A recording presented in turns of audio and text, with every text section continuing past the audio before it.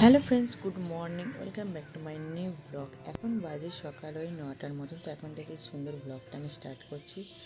তো যাই হোক, সকাল সকাল ঘুম থেকে উঠে পড়েছি, প্রায় তখন 7টা বাজে। ঘুম থেকে উঠে পড়েছে, কারণ রাত্রির তো একদম কী বলবো, ঠিকঠাক করে ঘুমই হচ্ছে না। মনে হচ্ছে কখন সকালটা হবে, কারণ একভাবে শুয়ে থাকতে না একদমই ভালো লাগছে না। পাটাকে এদিক ওদিক করতে পারছে না, কি বলবো। তো যাই হোক, কালকে পাটা খুবই যন্ত্রণা করছিল একভাবে শুয়ে শুয়ে। তো যাই হোক, দেখতে পাচ্ছ বিছানা টিছানা কিছুই তোলা হয়নি, কী বলবো, বিছানার মধ্যে উঠতেই তো পারছি না, আর বিছানায় কী তুলবো। তো যাই হোক, কোনো রকম শুতে হচ্ছে সেইটুকুই। তো যাই হোক, মা আসুক, বিছানা টিছানা তুলবে। মেয়ে এই মাত্র স্কুলে গেল, কারণ মেয়ে যতক্ষণ না যায় ততক্ষণ বাড়িতে একটা কী বলবো, যুদ্ধ লেগেই থাকে। তো তার উপরে আমি এখন কিছু করতে পারছি না, ওর পাপাই যা করছে আর ওর দিদাই যা করছে। তো যাই হোক, তারপর ড্রেস ফ্রেস পরিয়ে স্কুলে পাঠানো হয়েছে। তো যতক্ষণ স্কুলে থাকে ততক্ষণই ভালো, নাহলে বাড়িতে এলে কী বলবো, মাথা খারাপ করে দেবে একদম। তো চলো, তোমরা ভিডিওটা কন্টিনিউ দেখতে থাকো। আর সকালে ব্রাশ ট্রাশ সমস্ত কিছু করে নিয়েছি, চাটাও খেয়ে নিয়েছি। চা খাওয়ার পর একটা ওষুধ আছে, এখন ওষুধটা খাও। এমন হয়েছে কি বলো, নিজেকে খুবই একটা অসহায় লাগছে, মনে হচ্ছে কবে আমার পাটা ঠিক হবে। কালকে ডাক্তার দেখাতে গিয়েছিলাম, তো ডক্টর দেখিয়ে এসেছি। প্রথমে ভেবেছিলাম আমার পাটা হয়তো কিছু হয়নি, তোমাদেরকে আগে বলেছিলাম না। তো কালকে আবার রিপোর্ট দেখিয়ে বলছে না, পাটা একটুখানি ক্র্যাক, হাঁটুর কাছটা একটু ক্র্যাক হয়ে গেছে। তো যাই হোক, প্লাস্টার করিনি, কিন্তু প্লাস্টারের মতন একটা জিনিস দিয়েছে, তোমাদেরকে অবশ্যই পরে দেখাবো।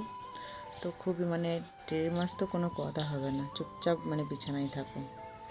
তো এটাই খুব কষ্ট, কীভাবে এতগুলো দিন কাটবো সেটাই আমি এখন ভাবছি। তো চলো, কী আর করা যাবে, ঠাকুর যেটা করবে সেটাই হবে। চলো, ভিডিওটা দেখতে থাকো, আবার পরে দেখা হচ্ছে। আজ দেখো, সকাল সকালে কিন্তু বাবানসোনা আমাদের বাড়িতে চলে এসেছিলো। এদিকে দেখো, বাবানসোনার হাসি দেখলে কিন্তু মনটা একদম ভরে যায়। তো দিদি স্কুলে চলে গেছে, দিদির খোঁজেই কিন্তু এসেছিলো। তার সাথে আমাদের যে বাড়িতে যে আমাদের মিটি সোনাগুলো আছে, তাদের খোঁজেই কিন্তু এসেছিলো। ওকে দেখলে কি বলবো, সকালটা একদম ভালো হয়েছে। চোখের সামনে একটা মাহারা বাচ্চাকে এইভাবে বড় হতে দেখছি, একটুখানি খুব কী বলবো, কষ্টও কিন্তু খুবই হয়। তো যাই হোক, এইদিকে দেখো আমার এই পায়ের অবস্থা, এই বেল্টটা কিন্তু দেওয়া হয়েছে।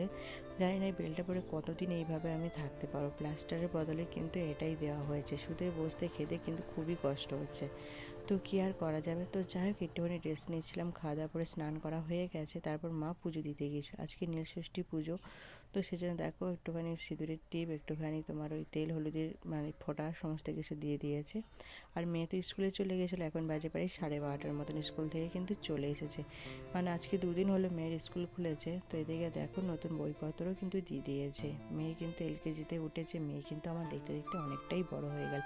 কীভাবে যে একটা বছর স্কুলও কাটিয়ে ফেলে কিছু বুঝতেই পারলাম না। নতুন নতুন বই, নতুন স্কুলটা নতুন নয়, কিন্তু এগুলো বইপত্রগুলো তো একদম নতুন। তো যাই হোক, ভাবছিলাম কী করে করবে না করবে। যখন আমরা পুরীতে ছিলাম তখনই কিন্তু এই বইগুলো দেওয়া হয়েছিল স্কুল থেকে, কিন্তু তখন আমরা ছিলাম না, সেই জন্য দুটো দুটো করে বই কিন্তু স্কুল থেকে পাঠাচ্ছিল। তো সেগুলোই দেখছিলাম যে বইটা কি কেমন কি না। মেয়েকে জিজ্ঞেস করছিলাম, কেমন তোমার নতুন ক্লাস, নতুন ম্যাম, নতুন বন্ধুরা, তো কেমন কি কাটলো না কাটলো সমস্ত কিছু কিন্তু ওকে জিজ্ঞাসা করছিলাম। মেয়ে তো খুবই খুশি, নতুন নতুন বন্ধু পেয়েছে।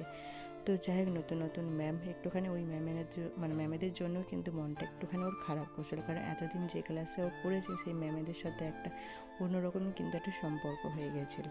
তো এই দেখো, এবারে কিন্তু ব্যাগটা কিন্তু খুব ভালোই দিয়েছে। দেখো, ইউরো একাডেমি লেখা আছে মেয়ের স্কুলের নাম ব্যাগটার মধ্যে। তো চলো, আজকে ভিডিওটা এখানে শেষ করছি, টাটা।